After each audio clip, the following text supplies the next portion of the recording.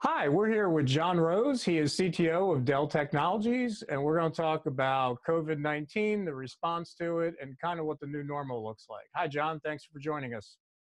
Great to be here. So, I guess walk me through kind of what you guys have gone through, since the pandemic started with remote work and all that, and then just kind of walk me through the lessons learned so far. Sure. I mean, quite a bit. I mean, we're now 60 plus days into this, but at Dell, one of the interesting things is about a decade ago, we started a workforce transformation, way before maybe other people were. And largely at any given time, about 30% of our workforce wasn't in the office. They were working from home in some way. The interesting thing is when this happened and we decided, it was now time for us to, let's call it move into a social spacing work environment. Over the course of a weekend, we moved over 100,000 additional people into work from home and largely didn't have any issues. We were designed to do that. It was interesting, though, that when you move everyone, then you start to discover some of the things you didn't think about. We clearly understood that people would work from home, so we had the proper equipment, the proper VPN access, the proper network capacity, VDI, all of those things. But we started to realize that maybe we didn't have the right environment at home. Maybe we didn't have the right culture in the sense of people were getting overwhelmed by what we call Zoom fatigue and other new normal scenarios. And so we've spent a great deal of time over the last 60 days really working on how to make sure people can thrive in this new virtual environment that hopefully is temporary, but an indication of something that's coming next, which is really let's call it maybe a new normal that forms, whatever that may be, which will have different characteristics than the phase we're in right now. In fact, we've rotated heavily to almost fully work from home, virtual, social spacing, and that clearly won't be the end state. But the end state also won't be back to what we were doing before. So largely Dell has done very well. We have shared that with our customers. We've seen lots of our customers and partners go through the same exercise. But the fact that we were able to do it quickly was a result of having a work from home structure and organization. But by no means did we end up in a place where we knew all the answers. And now we're in that innovation cycle to figure out what the next questions and answers need to be. So, what do you think the new normal looks like? Is it more workplace automation? Is it, more flexible work schedules? I guess, how do you see it shaping out? And not only that, what's it look Yeah. like when people return to the office? Yeah. No, there's actually a couple. I mean, I'm a CTO, so my job is to make sure we're thinking out a little bit further. But a couple things that we think are inevitable. The first is that the new normal, when all this settles down and we get into the future and a stable future, is not a virtual or a physical environment. It's definitely starting to exercise the concepts of what we describe as mixed reality. This idea that part of what we do will be virtual and part of what we will do will be physical. But more importantly, those two worlds are going to intersect. We're going to run into each other. And so some examples of that are, for instance, in our client business, we've already seen this. We have material scientists, we have mechanical engineers, we have people that actually have to work on a physical device in a lab somewhere. They can't do that work from home exclusively. So initially we set up programs to allow, scheduling of lab space and sanitation of the lab environment and to get through that. But as we look forward, what we're going to see is the environments are either going to become more automated with robotics so that the person can actually do mechanical work from somewhere else, or more importantly, maybe one person is in the lab, but other people now have better visual representations, better immersive technologies, so they can be part of that experience. We've seen the exact same pattern in education. Talking to our education customers, there's two things that are emerging there as we move back into the new normal of, some distance learning, some classroom learning, but they're not going to be separate. You're going to have classrooms where a professor is teaching some students locally and other ones are interacting virtual and they're in the same environment. But the second dimension is most courses of study, especially in STEM areas, require lab work. So they have the same issue. How do you create virtual lab experiences? And that's going to require automation, robotics, mixed reality. So we're starting to see this pattern over and over again that, don't think about solving the problem purely in a virtual experience. That will probably be insufficient. And don't believe that it'll be face-to-face because that's never coming back. It's more, how do these two worlds intersect to create the virtual lab experience for people that are virtual and physical working together, the virtual education experience, the virtual healthcare experience, but it's really the mixed reality environments for all of those that seems to be what's emerging. The second observation that we found, though, is that our assumptions about what it meant to work from home were wrong collectively. we had this idea that work from home was about work-life balance. You were working or you were doing home stuff. That was what work from home had to deal with. And what we almost immediately discovered was it wasn't that simple. In fact, there were at least 4 different contexts that people had to live in or experience sitting at their desk at home at any given time over the course of the day. There was an immersive work experience, which was what we're doing right now, having a Zoom call or interacting with people over some multimedia experience. There was a non-immersive work experience, which is when I'm not on a Zoom call, I have to do different kinds of work.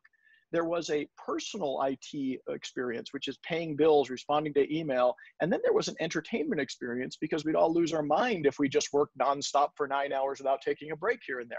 The funny thing is, all that had to happen in the same space. And so we discovered that, the monitors weren't configured properly. It was hard to context switch between them. We didn't have enough bandwidth. In some cases, the devices people had in their house weren't powerful enough to do all of these tasks. And so as we look forward, we expect that, this idea that your existence in this virtual or mixed reality environment is actually not single dimension. It's multidimensional context switching. And by the way, the 4 I just listed are probably just the beginning. There will probably be an education experience, which is different. It's a different kind of collaboration. There may even be a social experience that has to happen. And there's even ones that are a little sad, but the reality, I've had team members who have had deaths in their family and had to do essentially services for their lost loved ones over a virtual experience. And I got to tell you, it was okay, but it clearly wasn't optimized. And so as we think about all the things we're going to do in this new mixed and virtual reality environment, they're going to fall into contextual elements of, states that we're in. And the technology that surrounds us has to be aware of that.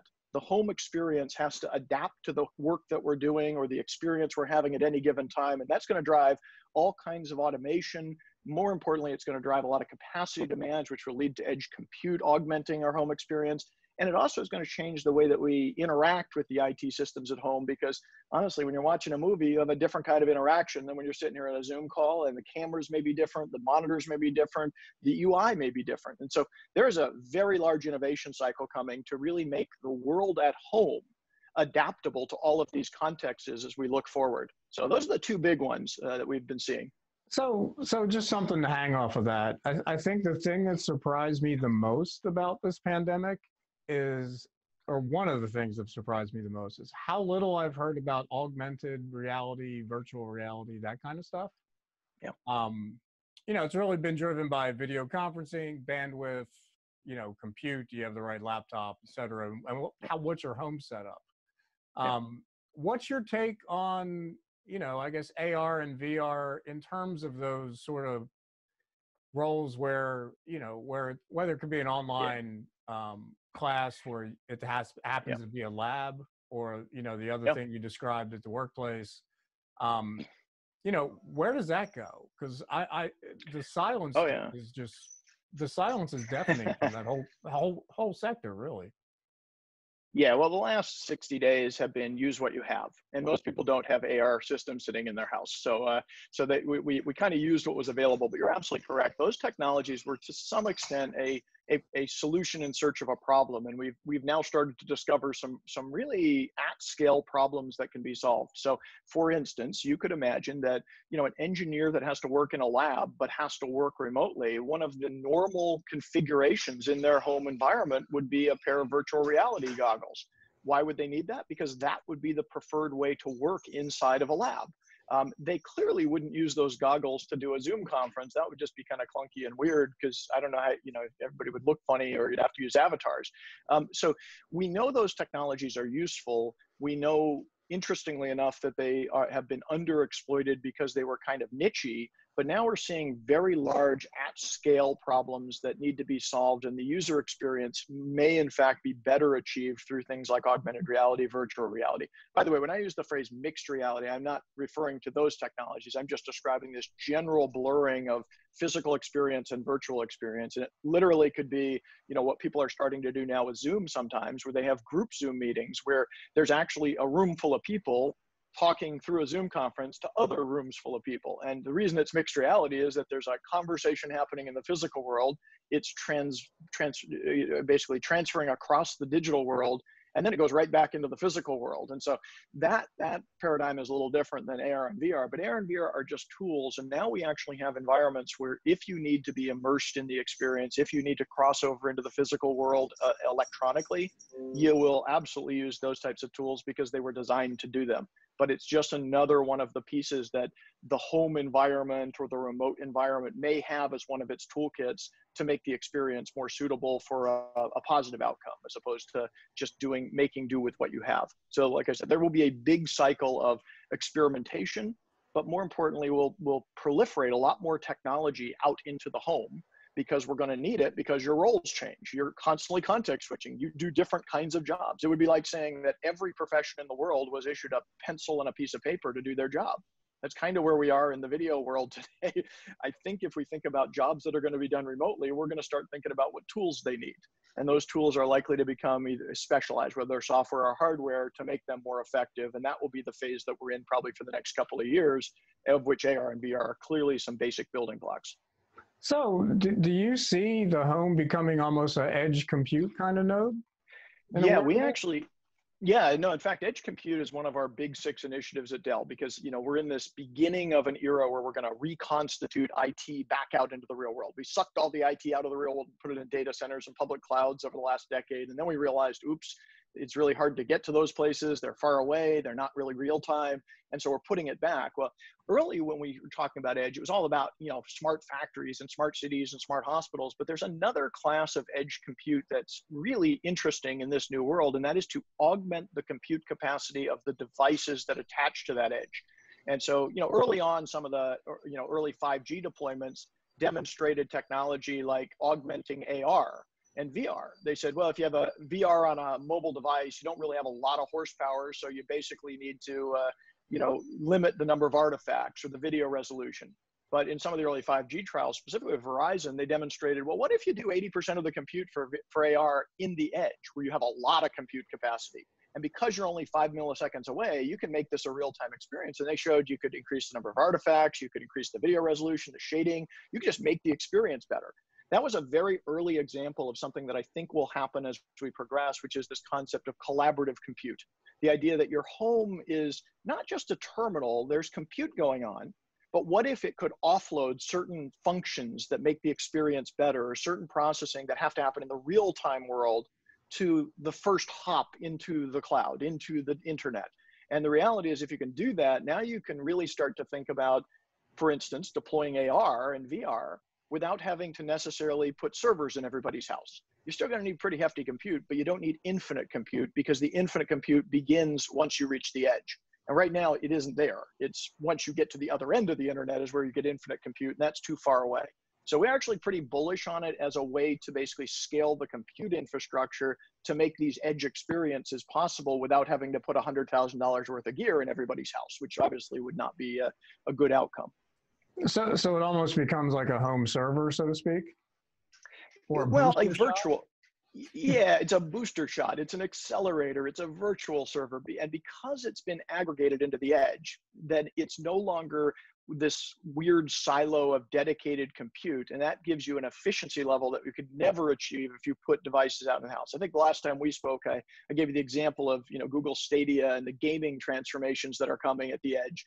And that what happened there is, if you aggregate the gaming capacity out of the gaming consoles and put it into the edge, instead of every gaming console running at 1% utilization, you can run your edge at 90% utilization, share it across the same number of users, and you can drive the economic model to a totally different level. That was one for gaming that we've kind of seen played out with Stadia. It's still early days and proven itself out, but it's a real production edge environment. Why not apply that to AR and VR? Why not apply that to patient monitoring in the house, or even intelligent homes, or advanced collaboration, higher resolution Zooms, immersive Zooms? All of those things will need compute, and we should work on an assumption that the compute model for that future workspace isn't just the home or just the distant cloud. It also includes the edge clouds, which give you a very large amount of real-time compute capacity to innovate in really interesting ways about the experience. You know, one thing to remember is, I will guarantee you the majority of MIPS in the home right now across the world are being used for interactive compute functions and real-time compute functions like Zoom calls. And if that's an early indicator, and it's just going to be more of that, then we need a lot more compute capacity out of there. And the best way to do it is, a team sport between the edge and the client in the house, all in the real-time domain. So again, very bullish on edge over the long term. So as far as industry goes, I mean, I know last time we talked a lot about commercial real estate and, malls being used as edge compute sites and things like that. What industries do you think are most disrupted, going forward? Well, disruption is both good and bad. Sometimes Right. disruption can help and sometimes it can hurt. The obvious ones that are hurting are anything that is very brick and mortar, requires lots of people to be in the same space. And, we all know what those are. The ones that are most exciting are, some of the more traditional ones that have been going through kind of a slow digital transformation that we just didn't have a catalyst to accelerate. I'm very excited about, the promise of telehealth and the healthcare ecosystem accelerating. It was interesting. There was always a lot of challenge in healthcare because while people accepted that telehealth was useful or wellness monitoring was useful, it was still kind of a niche. And we all know that the clinical outcomes of having better access to healthcare in a more timely manner save lives. They make society better, but there wasn't an incentive to do it. And more importantly, there wasn't the money to do it. The budgets were tight. We've now corrected that. There is a clear incentive to move to these kind of remote healthcare experiences. More importantly, people have now been exposed to this interaction with their doctors. It's not a choice. I can't go into the office. If I want healthcare, I have to talk to my doctor over the phone or a Zoom conference or a video conference. And you know what? Turned out it wasn't that bad. We were good with it. The second one that's interesting is, and I describe it as we've gotten over the fear of a technology, is autonomous things, autonomous vehicles, whether it be drones or cars or buses. Think about 6 months ago, if I went to a random collection of people and said, what do you think about, commercial drones being used in business? The reaction would have been something akin to, I'm terrified of the Terminator. There was a genuine fear of these autonomous machines doing things. What if they crash? What if they turn rogue? I don't know. There were a lot of crazy ideas out there. 6 months later, there are stories about, hey, we're going to accelerate drone delivery because you'll be able to get your goods faster. You'll be able to get your medication easier. We'll just make things work. The second dimension was autonomous cars. There was pretty much the world was against autonomous vehicles. Interesting concept, but we're afraid of them. We weren't sure there's value in it. Well, I can guarantee you today, most people would love an autonomous vehicle to come and deliver things to them or to pick them up and bring them to their doctor's appointment or bring them to their family member.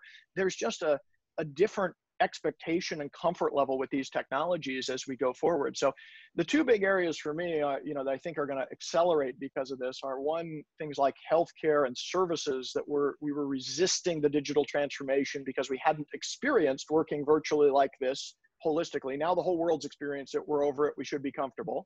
And the second is the comfort level with letting machines and technology do things for us. And whether that's drone delivery or autonomous vehicles or any number of other areas, that is likely to get accelerated because we're starting to realize that, sometimes if we're dependent on humans doing it and the humans can't do it because of a pandemic, the world can kind of suddenly stop. And maybe it is time to let the machines take over in areas that candidly aren't high value to people and aren't necessarily required for people to do. What do you think the pandemic does for digital transformation spending overall?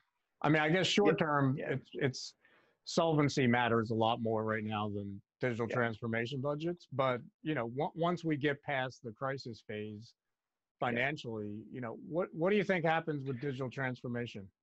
Yeah, no, that's a great, we've been talking about digital transformation for now going on, I think 5 years, we've been the digital transformation company. And, clearly we believe that companies, our early thinking was any company that can speed up that cycle of data to insight, to innovation, to action, wins. And we've seen that pattern over and over again. We've been saying it forever. Funny enough, when the COVID-19 pandemic started, we saw that there were two classes of customers and businesses in the world. There were the ones that had begun in earnest and were executing on their digital transformation, and there are the ones that hadn't. And it correlates almost exactly to the ones that are thriving and kind of moved into the new world and are doing okay versus the ones that didn't. And so, when all is said and done, we'll do a lot more analysis and we'll get a lot more data. But, I think that the pattern holds that if you had already accepted that technology was important and you needed to be more dependent on it, and take advantage of the digital environment or whatever your business was, you are much better prepared for this change. Now, you're absolutely correct. Right now, the world is kind of paused and is in reaction mode. The companies that hadn't done their full workforce transformation are rolling out laptops everywhere. They're getting their people armed. And we're seeing a lot of that activity in the world. They're realizing that once they put the laptops out there, they hadn't designed their data centers properly. So they're putting in more VDI infrastructure, more storage, more compute. They're catching up. The companies that had executed on their digital transformation are still doing it, but you're right. A lot of them are saying, okay, is there something tactically I need to do right now? Like at Dell, our core strategy of our 6 big areas continues and is the strategy. It hadn't changed at all. But we have a tactical mode now that we know, hey, there's some near-term opportunity for us to do a better job and to engage and to help create a better work experience in the home environment, or to build out a better, healthcare environment, or accelerate that, or to help on pandemic response. But you're right, that'll all settle down, and then we'll go back into this mode of, how do you continue down the digital transformation? 2 things I think are going to change. The first is these are not going to be 5-year outcome expectations. There is going to be an expectation that if you're doing a digital transformation, we now know what we need to be, and there's going to be an impatience to get there quickly. And so I think a lot of them will move with a lot more earnest. They will direct more resources towards it, but the expectation will be, get me working properly, show me an innovation cycle in this digital transformation world in a year, not 5 years. The second is, I think it will become the dominant thread of how technology is applied. I think we've always seen that digital transformation was one initiative, and then there were 38 other legacy initiatives that were occupying the oxygen. And it's very hard to turn anything off in a company to produce the oxygen to turn something on.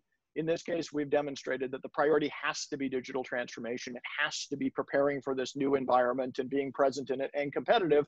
And we're going to see those legacy activities start to slow down. They're going to get constrained. There's going to be a lot of opportunity to consolidate them and simplify them, which is something Dell does a lot of.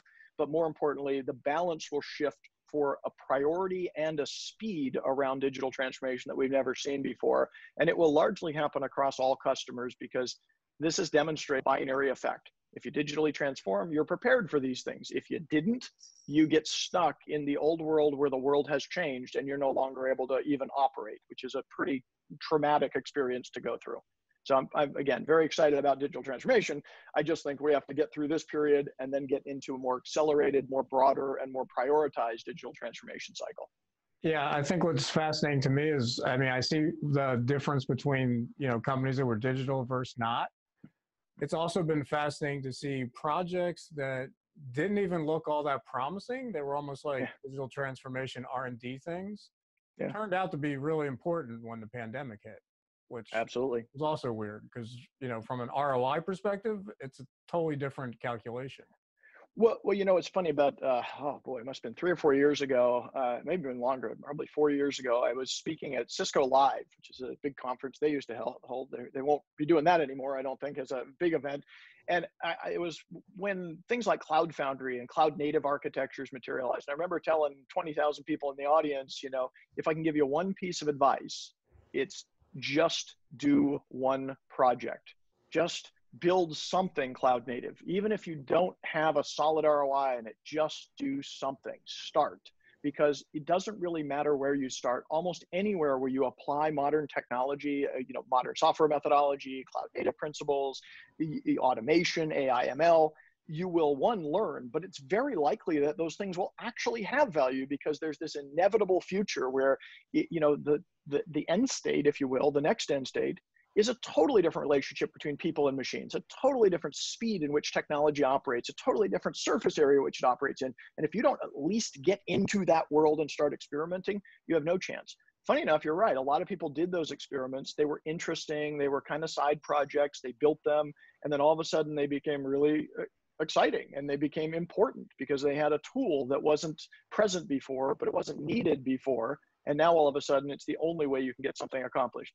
Things like automation in our supply chain, remote service capability, even remote selling. We have a huge amount of AI projects at Dell around selling and caring for our customers in automated ways. Turns out that's pretty handy when you can't actually go physically see them. Our service organization was able to pivot to remote service and virtual services very quickly. Those were underutilized projects prior to this, and they became incredibly important. And I think you'll find that pattern all over the place, like you said. Projects that were science projects or deemed as interesting but not strategic suddenly became the center of the universe. All right. Thanks for joining us. My pleasure. Good to see you.